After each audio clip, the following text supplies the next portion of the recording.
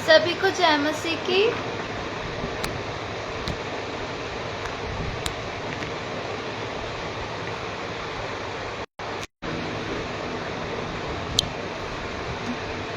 सभी को जय मसीह की। आइए हम कुछ समय परमेश्वर की महिमा की ओर चलेंगे। हे प्रभु, तक आपने हम सबको संभाल रखा प्रभु, इसके लिए आपका बहुत बहुत धन्यवाद। जबकि हम लोग आपके सम्मुख में आते हैं प्रभु, यहाँ पे जितने भी लोग हैं प्रभु, आप उन सबके जीवन में अपने आशीषों को रहिएगा। इस छोटी सी मीटिंग में आप हमारे साथ साथ रहिएगा प्रभु, जितने लोग सुने प्रभु उन सबके जीवन में अपने आशीषों को रहिएगा। इस छोटी सी विनती को हम आपके नाम से मांगते हैं, आमीन। आइए हम आराधना में जाएंगे और कुछ पल हम परमेश्वर की महिमा में अपने समय को बिताएंगे।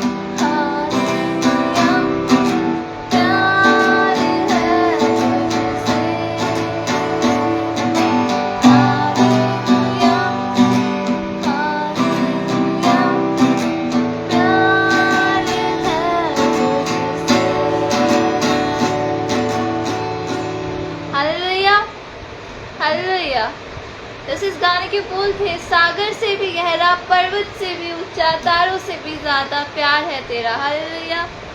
उसके इसी प्यार के कारण आज हम लोग सांसें लेते हैं। उसी इस प्यार के कारण आज हम लोगों के ज़िंदगी में इतनी सारी खुशियाँ हैं। आज हम लोग यहाँ पे जी पा रहे हैं। हम इस संसार की हर गंदगी से बचे हुए हैं। हालेलुया। यही प्यार है जो यीशु मसीह ने हमसे करा है। तो जो हमें प्यार करते हैं, क्या हम उसे प्यार नहीं करते वापस से? हमारे पापा हमसे प्यार करते हैं, वो हमारे लिए सब कुछ करते हैं, हम उनसे प्यार करते हैं। वैसे ही जब हमारा स्वर्ग स्वर्गीय पिता हमारे लिए इतना सब करता है तो हम उससे क्यों नहीं प्यार करते। हालेलुया। जैसा हम इस गाने में गाते हैं, प्यार है तुझसे ही प्यार है तुझसे प्रभु। हालेलुया। आइए हम एक और गीत गाएंगे।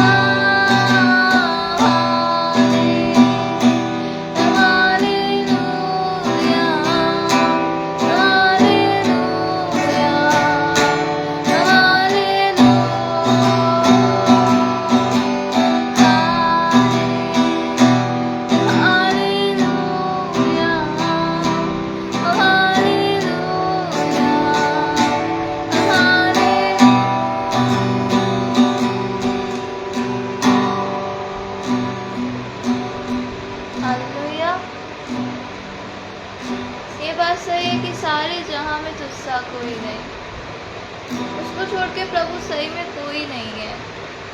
लोग भटक जाते हैं, उसके मार्ग से हट जाते हैं, पर फिर रियलाइजेशन जो शांति मिलती है वो यीशु मसीह के पास ही मिलती है। हम भी हर जगह भटक जाते हैं, भटकने के बाद लास्ट में परमेश्वर के पास ही आते हैं, क्योंकि उसके जैसा कोई नहीं है, वही सच्चा खुदा है। हालेलुया। आइए हम वचन की ओर चलेंगे।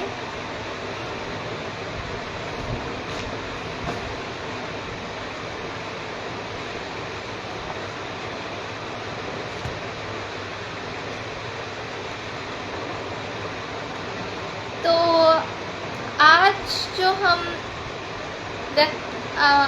हम वचन के ऊपर बात करेंगे वो एक पृथ्वी के ऊपर है, जिसके कारण एक बहुत बड़ा कार्य परमेश्वर ने करा था। हालेलुया। तो आज हम देखने वाले हैं राहब के बारे में, राहब वेश्या के बारे में।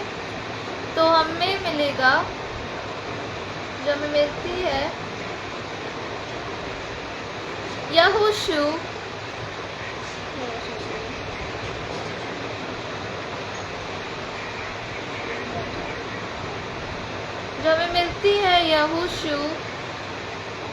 उसका 2 अध्याय, उसका हम 9 पढ़ेंगे।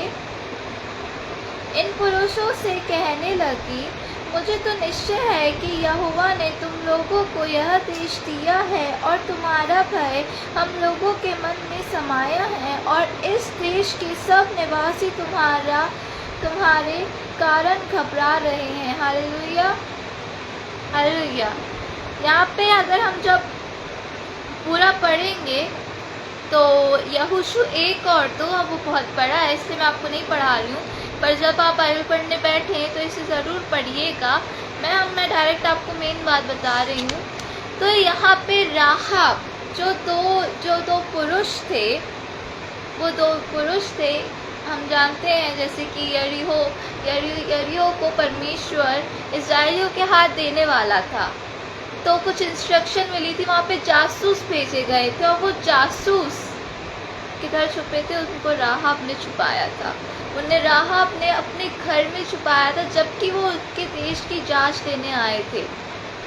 अब जैसे कि हमारे यहाँ पे आतंकवादी लोग आते, तो राहब लोगों के लिए, राहब के देशवासियों के लिए वो आतंकवादी टाइप के रहेंगे, और आतंकवादियों को छुपाना तो एक बहुत बड़ा, मतलब एक देश विरोध होता है, विद्रोह रहता है। पर तब भी राहब ने ऐसा क्यों करा? जब यहाँ पे हम पढ़ते हैं 2 का 9, यहोशू 2 का 9, तभी जब मैंने पढ़ा, इन पुरुषों से कहने लगी, मुझे तो निश्चय है कि यहोवा ने तुम लोगों को यह देश दिया है और तुम्हारा भय हम लोगों के मन में समाया है, और इस देश के सब निवासी तुम्हारे कारण घबरा रहे हैं। Hallelujah, hallelujah. उसको पता था कि ये लोग कौन हैं, ये लोग परमेश्वर के दास हैं। वो जानती थी कि वो गलत कर रही है, वो जानती थी अगर वो पकड़ा जाएगी तो उसके साथ बुरा होगा। जब वो ढूंढने आए लोग उसको, जब इस्राएलियों को ढूंढने आए, तब वो जानती थी कि उसके साथ बुरा होगा, उसकी फैमिली खतरे में जा सकती, पर वो ये भी जानती थी कि सच्चा परमेश्वर कौन है। वो जानती थी कि मिस्र देश से इस्राएलियों को कौन बाहर ले आया है। इस्राएलियों की चर्चा हर जगह चलती थी, इसलिए तो वो बोलती थी कि हम जानते हैं। तब फिर उसने क्या कहा कि निश्चय यहोवा ये देश तुम लोगों को दे देगा। वो अपने देश की बिल्कुल सपोर्ट भी नहीं कर रही थी, वो जानती थी कि क्या होने वाला है, क्योंकि वो जानती थी कि हमारा खुदा कैसा है।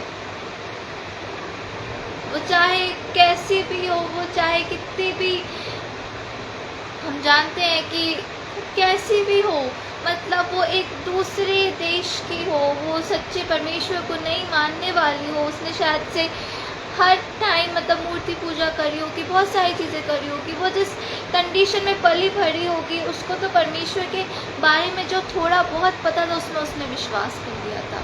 वो जानती थी, उसने बस सुना था इस्राएलियों ने कैसे इस्राएलियों को परमेश्वर ने मिस्र देश से बाहर निकाला है, और वो समझ गई कि यहाँ पे भी वैसा होएगा। वो समझ गई कि परमेश्वर क्या करने वाला है, इसलिए उसने छुपा लिया। हालेलुया।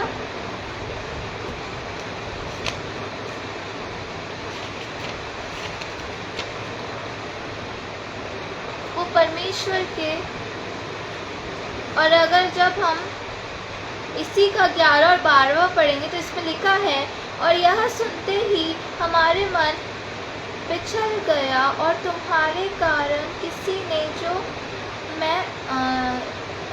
के जी में जी ना रहा, क्योंकि तुम्हारा परमेश्वर यहोवा ऊपर के आकाश और नीचे की पृथ्वी का परमेश्वर है। अब मैंने तुम पर दया की है, इसलिए मुझसे यहोवा की शपथ खाओ कि तुम भी मेरे पिता के घराने पर दया करोगे और इसका सच्चा चिन्ह मुझे दो।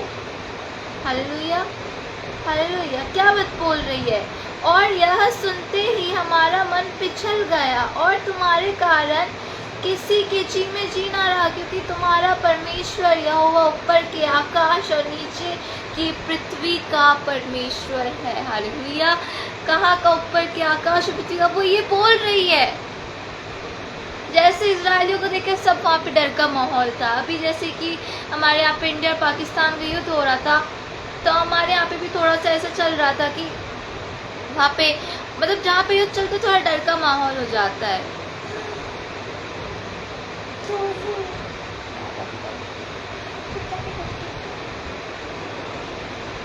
सॉरी, मेरी बहन थोड़ी सी परेशान कर रही है, मैं डिस्टर्बेंस के लिए माफ़ी चाहती हूँ।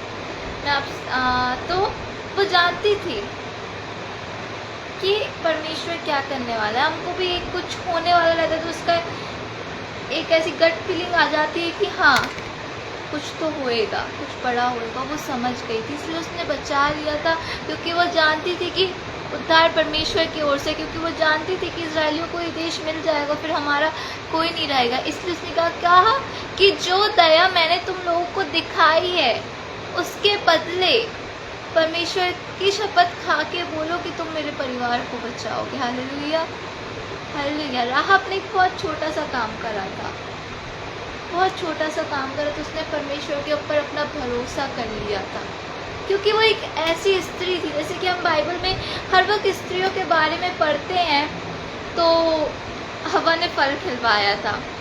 बात तो सही है, हवा ने फल खिलवाया था। शैतान हवा के पास ही क्यों गया? वो क्यों आदम के पास क्यों नहीं गया? क्योंकि वो जानता था कि स्त्री जो है वो कोमल मन की रहती है, इसलिए वो जाता था। क्योंकि अगर उसको पता था अगर हवा खाएगी तो आदम विदाउट क्वेश्चन करे वो फल को खा लेगा। हम बाइबल में पढ़ते उत्पत्ति में कहीं भी आदम ने पूछा कि क्यों खिला रही हो, ऐसा क्यों कर रही हो? परमेश्वर ने तो मना करा, उसने खा लिया, बस खा लिया। ऐसा क्यों? क्योंकि बाइबल में स्त्रियों के बारे में बहुत कुछ लिखा है, क्योंकि एक स्त्री घर को बनाती है। हम जब नीति वचन पढ़ेंगे तो बहुत अच्छे से बाइबल में लिखा गया है। तो इसलिए उसने जो कार्य करा उसकी फैमिली उसके कारण बची थी। उसने क्या कहा था? मेरी फैमिली को तुम मेरे पिता के घराने को तुमको बचाना पड़ेगा। मैंने तुम्हारे साथ दया करी है, तुम्हारा परमेश्वर सच्चा है, तो सच्चे परमेश्वर के लिए तुमको मेरे को और मेरी फैमिली को बचाना पड़ेगा। इस छोटा सा कार्य मैं आप लोगों को ये सारी चीज़ इसलिए बता रही हूँ कि हम लोग एक स्टेप लेते हैं, जब आगे परमेश्वर के सम्मुख बढ़ते हैं तो हमारा वो एक स्टेप हमारे परिवार को बचाता है, वो हमारे परिवार के ऊपर आशीष लाता है। हवा ने जो करा था उसका श्राप हम पर पड़ा था, और वो है, और शैतान हमारे पीछे पड़ता भी है, वो लेडीज के पीछे पड़ता भी है। जैसे जब हम उत्पत्ति पढ़ेंगे, उत्पत्ति 1 मिनट,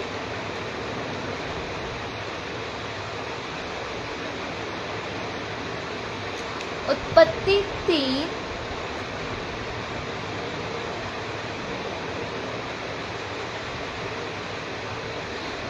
3 उसका 15, और मैं तेरे लिए और इस स्त्री के बीच में और तेरे वंश और इसके बीच में बैर उत्पन्न करूँगा, वह तेरा सिर को कुचल डालेगा और तू उसकी एड़ी को डसेगा।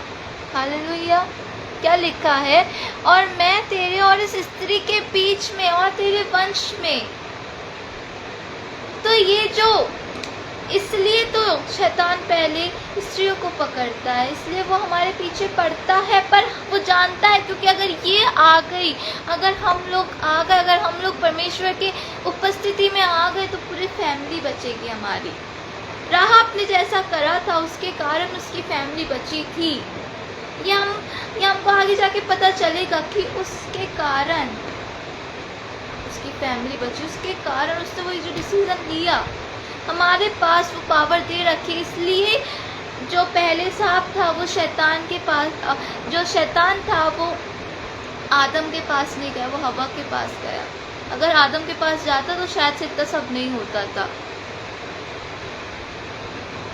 ये जो चीज़ है ये शुरू से चलती हुई आ रही है, क्योंकि हम परमेश्वर के बच्चियां हैं और हमको ये बात समझना है, ये हमको जानना है कि हमारा जो एक पावर है जो परमेश्वर ने हमें दिया है। क्योंकि हम पूरी बाइबल में पढ़ लेंगे तो ऐसी स्त्रियां हैं, हम जब रूथ के विषय में पढ़ेंगे, एस्तर के विषय में पढ़ेंगे, एस्तर के विषय में जब हम पढ़ते हैं तो क्या होता है, उसके कारण उसका पूरा देश बचता है, उसके कारण उसकी पूरी जाति बचती है। वो गई थी, उसने एक स्टेप लिया था, वो जानती थी उसको सज़ा भी मिल सकती थी, अगर राजा को पसंद नहीं आता तो कुछ भी हो सकता था। क्या करा उसने? उपवास करा, प्रार्थना करी और उसके द्वारा उसकी पूरी जाति बची। हालेलुया। ये पावर है कि अगर हमारा एक छोटा सा स्टेप परमेश्वर के सम्मुख आता है वो हमारी फैमिली के लिए बरकत रहती है। हालेलुया। मैं जो आज खड़ी हूँ, मैं अपनी मम्मी की प्रार्थनाओं के कारण, अपनी दादी की प्रार्थनाओं के कारण आज मैं यहाँ पे हूँ। वो प्रार्थनाओं के कारण मैं आज बनी हूँ और वही प्रार्थनाओं के कारण आज हमारी फैमिली चल रही है। हालेलुया।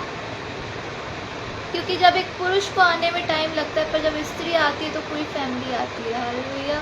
हम हर वक्त हवा के ऊपर ब्लेम तो डालते हैं कि वो तो ऐसा करती थी, पर वही सेम ब्लेम हमारे ऊपर भी आ सकता है अगर हम अपनी फैमिली के लिए प्रेयर नहीं करते हैं।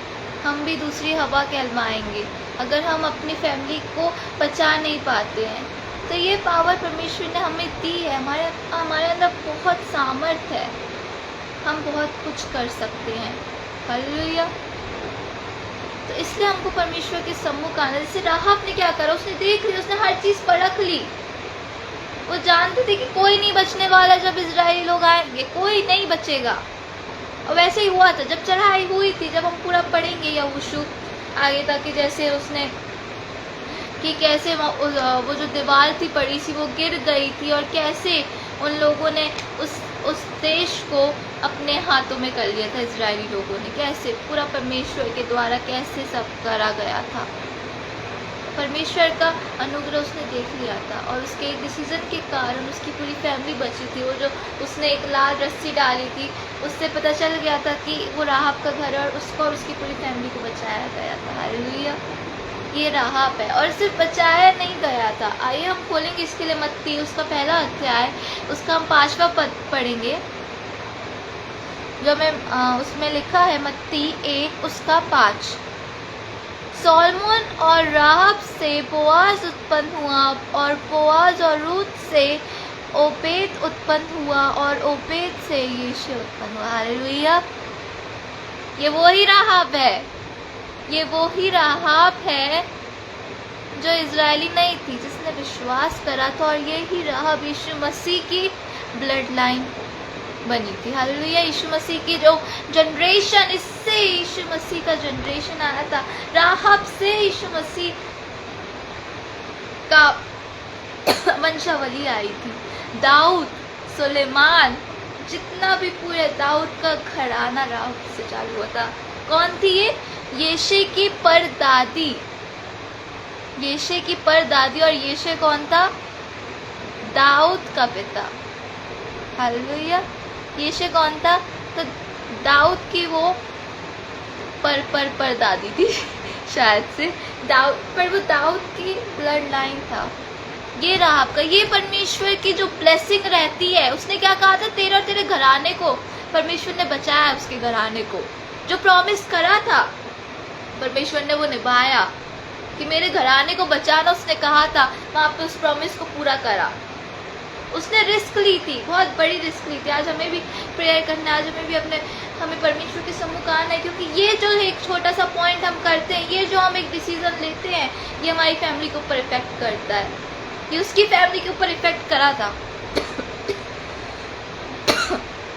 और वो इफेक्ट इतना बड़ा हुआ कि यीशु मसीह की वंशावली में वो थी, उसके पूरे फैमिली, उसके पूरे घराने में आशीष हुई। ये था परमेश्वर की आशीष, ये रहती है हमारे एक छोटे से स्टेप का मतलब। जो आज हम नहीं कर रहे हैं वो हमको आगे जाके पता चलेगा। हालेलुया। एक गलत स्टेप हवा ने लिया था तो आज तक के चला रहा है कि हवा ने पाप करा है, बदनाम वो उस चक्कर में है हवा। पर आज अगर हम राहब जैसे बनते हैं तो हमारी फैमिली के ऊपर भी परमेश्वर का अनुग्रह होगा। हालेलुया। कठिनाई आई थी, उसके जीवन में बहुत कठिनाई थी, आप सोच नहीं सकते। अगर आज के ज़माने में ऐसा हो और हमारी कंट्री में कोई ऐसा देश मतलब कोई आतंकवादी आ जाए, उसके लिए तो आतंकवादी लोग थे ना। आतंकवादी आ जाए तो क्या हम घर में छुपाएंगे? नहीं छुपाएंगे, नहीं छुपाएंगे। उसने छुपाया था, उसने छुपाया तो उसने करा था। तो वो जानती थी परमेश्वर कौन है, वो जानती थी उसकी अनुग्रह क्या होता है, वो जानती थी कि ये पूरा का पूरा टूट जाएगा, सब हो जाएगा, पर परमेश्वर की अनुग्रह रहेगी। अगर वो पकड़ी जाती तो हम जानते हैं कि अभी आज के ज़माने में ही देखते हैं, अगर हम किसी आतंकवादी की मदद करते तो सज़ा कितनी ज़्यादा रहती है। उस ज़माने अगर वो पकड़ा जाती तो क्या होता था? नहीं सोचा उसने वो परमेश्वर के सम्मुख गई, उसने परमेश्वर के लोगों की मदद करी और आज वो इतनी, उसको परमेश्वर ने इतना ब्लेस करा, उसके परिवार को इतना ब्लेस करा कि वो यीशु मसीह के वंशावली में आई। ये है परमेश्वर की ब्लेसिंग, ये है स्टेप्स का मतलब। कठिनाई आती हैं, आएंगी, और ऐसा नहीं है कि हम परमेश्वर के सम्मुख आएंगे तो सब अच्छा होगा। हर वक्त आती है, उसने भी रिस्क लिया था, हर चीज़ रिस्क से ही चलती है। हमारी ज़िंदगी कभी एकदम स्मूथ नहीं रहेगी, उठक बैठक आएगा। यीशु मसीह ने कहा है मेरे पीछे हो रहा है तो तुम्हें अपना क्रूस उठाना पड़ेगा। हालेलुया। रिस्क आएंगे जीवन में, बहुत सारी परिस्थितियाँ आएंगी, पर हमको परमेश्वर के सम्मुख आना है, हमको अपना विश्वास बना के रखना है, क्योंकि जब हम विश्वास बनाते हैं तो बहुत बड़े बड़े काम होते हैं। हालेलुया। आज ये छोटा सा वचन ही मैं आपके सम्मुख में रखना चाहती थी कि जैसे राहाब ने उस कुछ पलों में उसने एक इतना बड़ा रिस्क ली थी, उसने कुछ क्षणों में परमेश्वर की महिमा को जान ली थी, समझ ली थी, और उसके अनुसार उसने एक्ट करा था। कहते हैं विश्वास कर्म बिना अनहोना है। उसने विश्वास करा और कर्म भी करा। विश्वास करी उसने कि मैं जानती हूँ कि अब मेरे देश का कुछ नहीं हो सकता, परमेश्वर सच्चा है। उसने एक्ट करी, उसने उनकी मदद करी, और वो एक्ट के बदले परमेश्वर ने उसको बहुत बरकत दी। हालेलुया। आइए हम छोटी सी प्रार्थना करेंगे। हे प्रभु, तक आपने हम सबको संभाले रखा प्रभु, इसके लिए आपका बहुत बहुत धन्यवाद प्रभु। जबकि अभी हम लोग आपके सम्मुख में आते हैं, जितने भी लोग प्रभु इस मीटिंग में जुड़े हैं प्रभु, आप उन सबके जीवन अपनी आशीषों को ले लेगा प्रभु, और इस वचन के द्वारा प्रभु कई लोगों के जीवन में आप बातें कीजिएगा प्रभु, की वचन कई गुना फल लाने वाले होने पाए प्रभु। इस छोटे से वचन को प्रभु आप प्रभु जो बताना चाहते प्रभु, आपको लोगों को बताइए, और इसमें 100 गुना फल लाने वाले होने पाए प्रभु। मैं आपसे प्रार्थना करती हूँ, आप हम सबके साथ रहिएगा, हर तरह की दुष्ट की ताकतों से, बीमारियों से आप हम सबको बचा के रखिएगा, और जितने भी लोगों के जीवन में प्रभु परीक्षाएं आती है, आप उन सबकी मदद करिएगा प्रभु, और आप अपना हाथ उनके ऊपर प्रकट कीजिए। मैं आपसे प्रार्थना करती हूँ प्रभु, आप उनके विश्वास को बनाए रखिएगा प्रभु, तो आपके सम्मुख में बढ़ते जाने वाले होने पाए। इस छोटी सी विनती को आपके नाम से मांगते हैं, आमीन। सभी को जय मसीह की।